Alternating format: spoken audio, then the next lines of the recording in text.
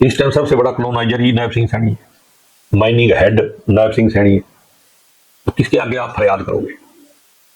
नायब सिंह सैनी जी पहले भी माइनिंग करते थे, पहले भी लोग उनके ऊपर लगाते थे इल्जाम, आरोप लगते थे उसके ऊपर। हाँ, जब पहली बार वो बने तभी शुरू हो गया था काम, उससे पहले भी होता था। कुरुक्षेत्र में, करनाल में, सब जगह कॉलोनियां कट रही हैं दूर दूर तक, पता नहीं कहीं तो मेरे को पता भी नहीं होगा।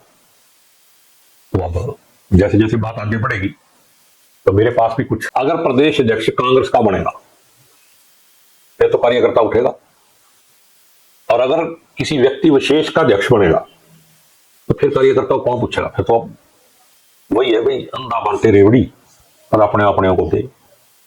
यहां तो सबसे बड़ी डिमांड ही इस टाइम ये है कि कांग्रेस का अध्यक्ष होना चाहिए, क्योंकि इस सरकार के खिलाफ जितने घोटाले हुए, ना किसी की जांच होती है, झूठ बोलने की फैक्ट्री है बीजेपी, कुछ बलवा लो।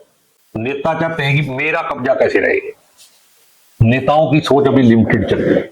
जिस दिन नेता ये सोचेंगे कि कांग्रेस मजबूत होनी है, और या फिर इन नेताओं से बाहर हाईकमांड सोचेगी, तब जाके कांग्रेस मजबूत होगी। चाहे रणदीप सिंह सुरजेवाला है, चाहे कुमारी सैलजा है, चाहे भूपेंद्र सिंह हुड्डा है, तो क्या उन सबका तालमेल ये नए प्रभारी हरिप्रसाद बना पाएंगे?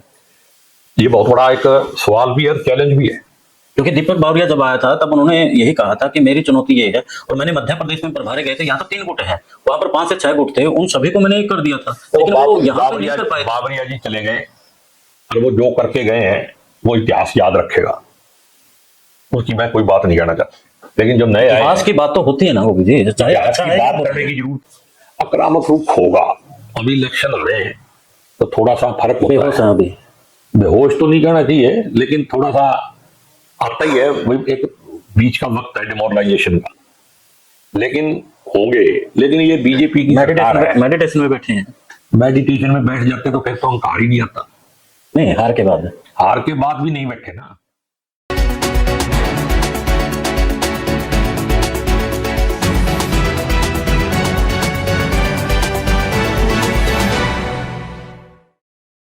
सभी को नमस्कार, राम राम। मैं कुलदीप खंडेलवाल, दा विश्व प्रेम न्यूज। आज हम शमशेर सिंह गोगी, आपने कई बार सुना होगा, जब भी बोलते हैं तो बड़े प्रखर होकर बोलते हैं, बेबाकी से अपनी बात रखते हैं, कोई लाग लपेट नहीं होती है। हरियाणा की राजनीति में शमशेर सिंह गोगी का बड़ा नाम है, पूर्व विधायक असंध से हैं। तो विधायक जी, पहले तो आपका स्वागत है हमारे विश्व प्रेम न्यूज पर। धन्यवाद आपको। तो हरियाणा की राजनीति की बात करें, पिछले दिनों 37 सीटें भी जीती हैं, उसके बाद विपक्ष का नेता के तौर पर अभी तक नियुक्ति नहीं हुई है, और कांग्रेस कमजोर भी नहीं लग रही, फिर भी कमजोर विधायक जी कैसे नजर आ रही है? क्या कारण है इसके पीछे? या फिर भाजपा इतनी मजबूत है कि कांग्रेस को उसने कमजोर कर दिया है? क्या कुछ कारण है? धन्यवाद आपका, सबको, आपके दर्शकों को राम राम। देखो, ऐसे है, कांग्रेस मजबूत है, लेकिन कुछ कांग्रेस के जो नेता लगा लो, कुछ लोग लगा लो, शायद वो मजबूत नहीं है, या ग्राउंड लेवल पे वो जाके राजी नहीं है जी। बीजेपी मजबूत ना है, ना कभी थी, ना होगी। वो तो साम दंड भेद वर्त के काम चला रही है, मैनेजमेंट सत्ता उनके हाथ में है, और वो हर तरह का सत्ता का दुरुपयोग करके ही मजबूत बने हुए हैं। कांग्रेस को भी ग्राउंड लेवल पे काम करना चाहिए। कांग्रेस का जो कार्यकर्ता है वो इस टाइम, मैं ये कहूं भी, हताश तो नहीं है, निराश जरूर है। कांग्रेस के कार्यकर्ता को भी ताकत देनी चाहिए। जब उनको लगेगा कि हम भी लड़के जीत सकते हैं तो वो लड़ेगा। कांग्रेस की मजबूती का कारण भी उसका कार्यकर्ता है, नेता नहीं है। लेकिन नेता जो है वो कार्यकर्ता को भी काम नहीं करने देते। बाकी का तो देखो, जैसे आपने कहा भी सीएलपी का लीडर वो तो हाईकमांड ने बनाना है, उसमें मैं ज्यादा कुछ कह नहीं सकता, क्योंकि यहां से तो एक रेजोल्यूशन चला गया एक लाइन का, हाईकमांड जो फैसला करेगी वो हमें मंजूर है। तो हाईकमांड भी कुछ अच्छा ही सोच रही होगी, अच्छा ही होगा। गोगी जी, जैसे आपने कहा कि हाईकमान फैसला लेगी, फैसला लेने में इतनी देरी क्यों? क्योंकि कांग्रेस का ग्राफ दिन प्रतिदिन कहीं ना कहीं, आप मानेंगे नहीं, लेकिन डाउन होता जा रहा है। क्योंकि विपक्ष का नेता होता है, वो जनता की आवाज सदन में उठाता है, पूरा प्रदेश को वो बताता है कि इस सरकार में ये खामियां हैं, तो उसका नुकसान तो कहीं ना कहीं पूरी जनता को, कांग्रेस पार्टी को भुगतना पड़ रहा है। ये बात ठीक है, लेकिन 37 एमएलए हैं, सभी के सभी नेता हैं, सभी आवाज उठा रहे हैं जनता, ऐसी बात नहीं है, कोई कमी नहीं है।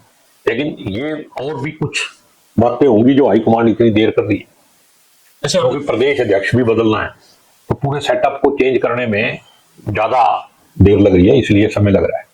प्रदेश अध्यक्ष को बदलने की बात है तो प्रदेश अध्यक्ष के तौर पर पहले भी कहीं ना कहीं भूपेंद्र सिंह हुड्डा के हाथों में रही है। उससे पहले कुमारी सैलजा भी प्रदेश अध्यक्ष रही है। लेकिन जो कार्यकर्ता की बात होती है, कहीं ना कहीं वो कार्यकर्ता ना सैलजा के प्रदेश अध्यक्ष के समय में उठ पाया, ना अशोक तंवर के समय में उठ पाया, ना उदय भान के समय में उठ पाया। तो अब प्रदेश अध्यक्ष क्या लगता है आपको कि मजबूत आएगा या कैसे?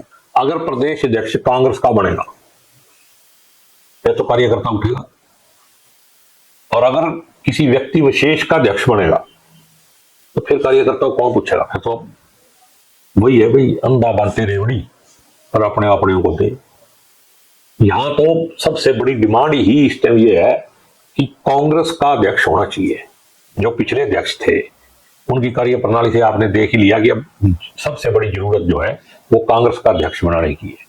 और जब कांग्रेस का अध्यक्ष होगा तो कांग्रेस 100% मजबूत होगी। ये मेरा एक्सपीरियंस भी है जिंदगी का, पार्टी के अंदर भी, और मैं इसका दावे के साथ कह सकता हूँ। कांग्रेस का प्रदेश अध्यक्ष होने का मतलब कहीं ना कहीं यानी कि जो कार्यकर्ता सोया पड़ा है, कार्यकर्ता में भी जान आएगी, जोश आएगा और वो संगठन को लेकर के चलेगा। मेरे ख्याल से 12 साल हो गए हैं संगठन, 12 साल से भी ज्यादा हो गए, संगठन ना बन 12 साल तो हो ही गए। वैसे तो 12 साल से पहले जब सत्ता में थी कांग्रेस, तब भी अध्यक्ष नाम मात्र था। वो भी जी, पता नहीं आप इस बात का जवाब देंगे या फिर जैसे हम बात करें, मैंने भी इस पे के ऊपर कई बार विश्लेषण किए हैं कि जब चौधरी भजन लाल थे उस वक्त मेरे ख्याल से 69 सीटें जीती थी और भूपेंद्र सिंह हुड्डा को सत्ता सौंपी थी, और आज निकाय चुनाव होते हैं तो जीरो पे आकर के खड़ी हो जाती है। कैसे देखते हैं आप इसे? नहीं, निकाय चुनाव का दूसरे चुनाव का फर्क है। निकाय चुनाव में ये है, कांग्रेस ने पूरी ताकत झोंक रखी थी गोभी जी अपनी। नहीं, मैंने हिसार के अंदर देखा था। हिसार में ही, क्योंकि वहां पे किसी नेता ने जिसका वो लाडला होगा कैंडिडेट, उसने ताकत झोंकी होगी। लेकिन मेरे को ऐसा नहीं लगा कि कांग्रेस, हमारे करनाल में ही कोई कांग्रेस नहीं आई। तो फिर मैं वही कह रहा हूँ ना कि आज ये बात अभी हो गई है। तक मैंने इसका जवाब पहले ही दे दिया। वे नेता ही नहीं चाहते कि कांग्रेस, अभी कार्यकर्ता में नेताओं की अभी जो सोच है ना, उसी में फर्क है। कार्यकर्ता चाहता है कांग्रेस मजबूत हो, नेता चाहते हैं कि मेरा कब्जा कैसे रहे। नेताओं की सोच अभी लिमिटेड चल रही है। जिस दिन नेता ये सोचेंगे कि कांग्रेस मजबूत होनी है, और या फिर इन नेताओं से बाहर हाईकमान सोचेगी, तब जाके कांग्रेस मजबूत होगी। ये कहने का मतलब सीधा ये है कि कांग्रेस का, जब तक कांग्रेस हाईकमान का हंटर नहीं चलेगा तब तक करने वाली नहीं है। इंदिरा गांधी के शासनकाल से लेकर के और अब तक जब में कांग्रेस की सर्जरी हुई है तब कांग्रेस आगे बढ़ी है। ये बात सर्जरी की नहीं है, राहुल जी ने अब कह दिया कि स्लीपर सेल बिहार में कन्हैया को लेकर के आए हैं, तो क्या हरियाणा में भी यूथ को लेकर के आ रहे हैं कुछ? इसको लेके आएंगे मेरे को नहीं पता, लेकिन ये बात ठीक है कि नया चेहरा अगर लाएंगे तो फायदा होगा। और नए चेहरे के साथ साथ वो कमिटेड कांग्रेसी भी होना चाहिए। ऐसा नहीं होना चाहिए भी जिसको बना दो फिर वो अपने घर की पार्टी समझ ले उसको और फिर हाईकमांड को ब्लैकमेल करे। तो ऐसे लोगों को थोड़ा सा दरकना, जिन लोगों ने पार्टी का विरोध किया है, ऐसे लोगों को भी कहीं संगठन में जगह नहीं मिलनी चाहिए। टिकटों के समय में फिर देखेंगे दोबारा, वो इलेक्शन का माहौल एक और तरह का होता है, लेकिन ऐसे लोगों को संगठन से दूर रखना चाहिए। गोगी जी, पिछले दिनों दीपक बावरिया का इस्तीफा और बीके हरिप्रसाद का यहाँ पर प्रभारी बनना, तो दोनों को आपने देखा है नजदीकी से, तो आपको जो नए प्रभारी आए हैं उनसे क्या लगता है, क्या उम्मीद है आपको? देखो, नए प्रभारी जो है एक्सपीरियंस्ड है और शुरू से संगठन के आदमी है। मुझे पूरी उम्मीद है कि ये संगठन को सही ढंग से चलाएंगे। जो अभी मीटिंग थी तो उस मीटिंग के दौरान क्या जो जिस तरीके से अलग अलग कांग्रेस के नेता बैठते थे, चाहे रणदीप सिंह सुरजेवाला है, चाहे कुमारी सैलजा है, चाहे भूपेंद्र सिंह हुड्डा है, तो क्या उन सबका तालमेल ये नए प्रभारी हरिप्रसाद बना पाएंगे? ये बहुत बड़ा एक सवाल भी है और चैलेंज भी है। क्योंकि दीपक बावरिया जब आया था तब उन्होंने यही कहा था कि मेरी चुनौती ये है, और मैंने मध्य प्रदेश में प्रभारी गए थे, यहाँ तो 3 गुट है, वहां पर 5 से 6 गुट थे, उन सभी को मैंने एक कर दिया था, लेकिन वो यहाँ पे नहीं कर पाए थे। बावरिया जी चले गए और वो जो करके गए हैं वो इतिहास याद रखेगा, उसकी मैं कोई बात नहीं कहना चाहता। लेकिन जब नए आए, इतिहास की बात तो होती है ना वो भी, चाहे आज की बात करने की जरूरत ही नहीं है ना, सब कुछ सामने आ गया। उन्होंने जो करना था, देखो जो प्रभारी होता है उसका सबसे पहला यही काम है कि वो सभी नेताओं के बीच में कोऑर्डिनेशन करे और उनके अंदर जो संवादहीनता आज के दिन चल रही है वो संवाद को पैदा करे, दोबारा आपस में चर्चा हो, आपस में बैठ के बात करें, वो डेवलप करने का काम भी मेरे को लगता है बीके हरिप्रसाद जी सीनियर भी हैं और संगठन में रहे हैं, किसी की भी कोई भी नेता हो, उसकी यह हिम्मत नहीं होगी कि इनके किसी भी आदेश की पालना नहीं करेगा।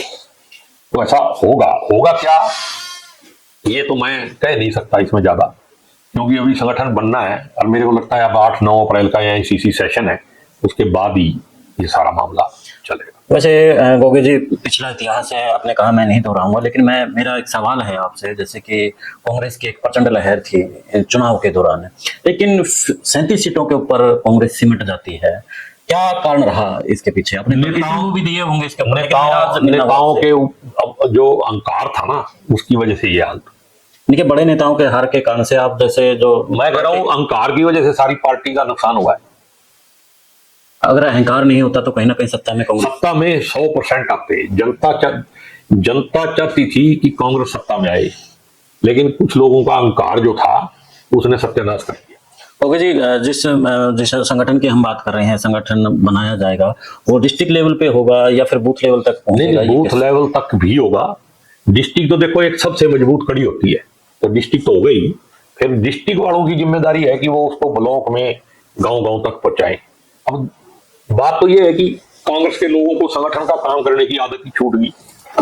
यहाँ तो एक दिन कांग्रेस में जाओ, अगले दिन टिकट का फार्म भरो, टिकट मिल जाए तो कांग्रेस ही, ना मिले तो फिर पता नहीं कौन सी पार्टी में जाते हैं।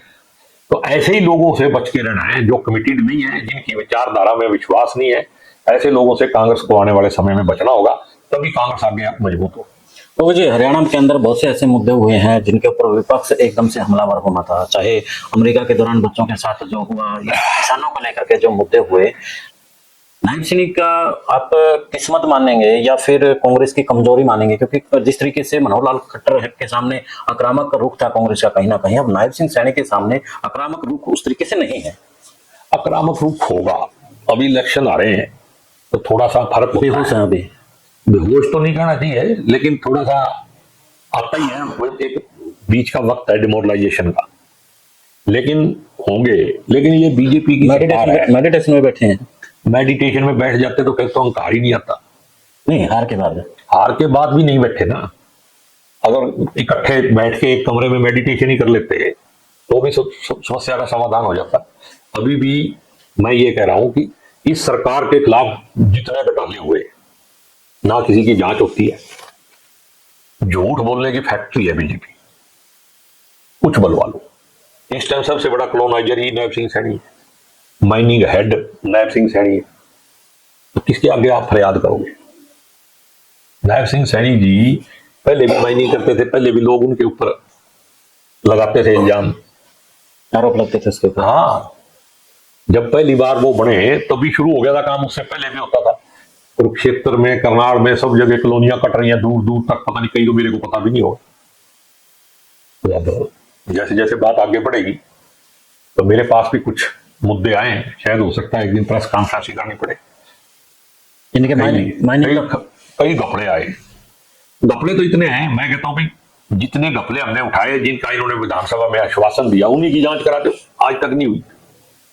मेरे ख्याल से सोनीपत के खरखोदा में जो शराब के कांड से मारे गए थे कोरोना काल के टाइम। शराब के खरखोदा क्यों, शराब घोटाले को कहो आप। उस टाइम शराब घोटाला हुआ था जिस टाइम चिड़िया भी सड़क पे पर नहीं मार सकती, सारा सौदा सरकार के कंट्रोल में था।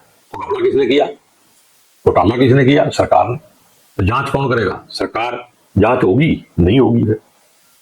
नहीं, एक चीज और है, देखो लोहिया साहब को हमने पढ़ा सुना, लोहिया साहब एक बात कहते थे कि जब सड़कें, संसद तो कुछ इस तरह का डायलॉग था कि सड़कें वीरान हो जाएंगी। मैं बता देता हूँ, वो कहते थे जब पार्लियामेंट शांत हो जाए, विधानसभा शांत हो जाए, तो फिर सड़कें बोलती हैं। तो सड़कें क्यों बोल रही हैं? अभी पिछले 10 साल से इस देश का दुर्भाग्य है कि ऐसी तानाशाही, ऐसी हिटलरशाही का राज है, ऐसी विचारधारा का राज है जिसने मतलब लोगों को दिमाग ही बंद कर दिया है। सड़क पे आने को, जो सड़क पे आए वो 700 मर गए, फिर भी किसी ने नहीं पूछा। कांग्रेस तो उस तरीके से नहीं आई है ना। कांग्रेस आए या ना आए, जनता की बात हो रही है। जब भ्रष्टाचार को लेकर के बात हो रही है, भ्रष्टाचार को लेकर तहसील का हुआ, तहसीलदार का हुआ था ना, करनाल में भी हुआ, गुड़गांव में हुआ, फरीदाबाद के अंदर 250 करोड़ का एक ठेके को 35 करोड़ से शुरू करके 250 करोड़ पहुंचा दिया, री टेंडर भी नहीं है, अब जाके पकड़ा गया हो। तो जब सरकार खुद ही चोरी में, डकैती में हिस्सेदार है, तो फिर कौन कर लेगा? इतना भ्रष्टाचार मैंने अपनी जिंदगी में कहीं नहीं देखा जितना इस बीजेपी की सरकार में। मेरे ख्याल से एक कैग की रिपोर्ट भी हरियाणा को लेकर के आई है पिछले 4 जो बीजेपी के खिलाफ कैग की रिपोर्ट आएगी वो पटल पे नहीं रखी जाएगी, कभी विरोधी के खिलाफ आ जाए तो वो फट से पटल पे रखी जाती है। नहीं, मैं एक ट्विटर के ऊपर देख रहा था दुष्यंत चौटाला की और मनोहर लाल खट्टर के राज की जो शराब की आप बात कर रहे हैं उसकी भी कोई कैग रिपोर्ट आई है अभी? मैं कहता हूँ आई होगी, रखो ना, विधानसभा में रखनी चाहिए, वहां बहस होनी चाहिए। बहस तो फिर कांग्रेस करेगी ना। अब इन्हें कोई रखेगा तभी तो करेगी, रखेंगे नहीं है, ये कह देंगे ये कहेगी झूठी है। यानी कि जो बीजेपी मनमोहन सिंह जी की सरकार के खिलाफ कैग ने मान लिया कि हमने गलत रिपोर्ट बनाई थी उस टाइम, वो तो ठीक थी नरेटिव बनाने के लिए, अब इनके राज में इनके खिलाफ बने तो वो ठीक नहीं। तो गोगी जी को अगर मान के चलो कि पावर दी जाए तो गोगी जी का क्या कुछ रहेगा कांग्रेस में? मैं तो देखो, अगर संगठन में मेरे को जो भी जिम्मेदारी मिलेगी उसको ईमानदारी से निभाएंगे। हमने शुरू से संगठन का काम किया है और संगठन के अंदर काम करने की अब भी, क्योंकि हम एमएलए नहीं बन सके, हार गए, तो अब हम चाहते हैं कि हम भी संगठन में रह के अपनी पार्टी को मजबूत करें ताकि आने वाले समय में पार्टी का जो भविष्य है वो उज्जवल हो सके। आपसे अंतिम सवाल है जी, और सवाल ये अंतिम इसलिए है क्योंकि नैतिक मूल्यों के ऊपर इंसानियत चलती है, और खासतौर पर जब विधानसभा के अंदर कुछ अलग ही भाषा का इस्तेमाल हो तो फिर देश प्रदेश की और देश की जनता क्या सोचेगी? आपने भी देखा होगा अरविंद शर्मा को और दादा गौतम को लेकर के जिस प्रकार से एक दूसरे पे टिप्पणी हुई, गोबर खाने को लेकर के हुई, क्या कहेंगे आप? देखो, ये उनका व्यक्तिगत मामला हो तो मैंने कुछ नहीं कहना। तो मर्यादा तो वैसे ही जिस दिन से बीजेपी आई है इस राजनीति की ही मर्यादा गिर गई। पहले तो अगर राजनीति में कोई लीडर ऑपोजिशन में या कोई कुछ कह देता था तो उसका बुरा नहीं माना जाता था, अब तो कोई कुछ कह दे तो उसको फट से अंदर कर देते। मोदी जी जो है वो बायोलॉजिकल हो गए हैं, अगर उनके बारे में कोई कुछ कह दे तो उस पर अन्य से लग जाता है। तो देश के हालात तो खराब ही है और उसी की प्रोडक्ट है। दोनों सीनियर आदमी है, दोनों ब्राह्मण आदमी है, मैं तो कुछ कहता नहीं। जो कुछ उन्होंने कहा है वो सब देश ने देखा है, जनता ने देखा है। ऐसे नुमाइंदे भेजोगे जो गोबर खाने की बात करेंगे, जो किक्कर बोगे तो आम तो मिलेंगे। तो धन्यवाद गोगी जी आपका बहुत बहुत। तो हरियाणा की सियासत में कांग्रेस का एक अहम योगदान है क्योंकि 37 विधायक, एक मजबूत विपक्ष तो कांग्रेस के पास है, लेकिन दम आवाज कहीं ना कहीं अभी हाल फिलहाल नहीं उठ रही है। तो दूसरी तरफ कांग्रेस की बात करें तो प्रदेशाध्यक्ष भी नियुक्त होना है, विपक्ष का नेता भी नियुक्त होना है, तो कौन होगा नियुक्त अभी हाल फिलहाल ये हाईकमान के ही बंद लिफाफे में है। जब लिफाफा खुलेगा तो क्या कुछ होगा वो समय तय करेगा। फिलहाल आप कमेंट करके जरूर बताना कि हरियाणा कांग्रेस को लेकर के जिस तरीके से खामोशी है इस पर आप क्या कहेंगे, जो गुटबाजी है उस पर क्या कहेंगे, और चैनल को फॉलो शेयर और सब्सक्राइब भी कर लें। जय हिंद, जय भारत।